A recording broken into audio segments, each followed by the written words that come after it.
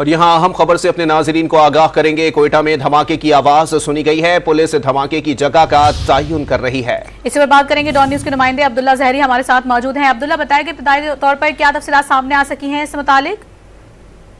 कोयटा शहर में जोरदार धमाके की आवाज सुनी गई। पुलिस हुकाम के मुताबिक धमाके की आवाज कोयटा शहर के इलाके मगरबी बाईपास और मलिका इलाकों में सुनी गई, जिसके लिए पुलिस, मोबाइल और दीगर कानून नाफिज करने वाले अदारों की जानिब से जायज वक़्वा का तयन किया जा रहा है, जबकि रेस्क्यू अदारों की जानिब से अब तक ताल कोई इस हवाले से तस्दीक नहीं की जा सकी है कि कोयटा के किस मकाम पर यह धमाका हुआ और ये बताना कब दस वक्त होगा कि धमाके में किस कदर जानी व माली नुकसान हुआ है।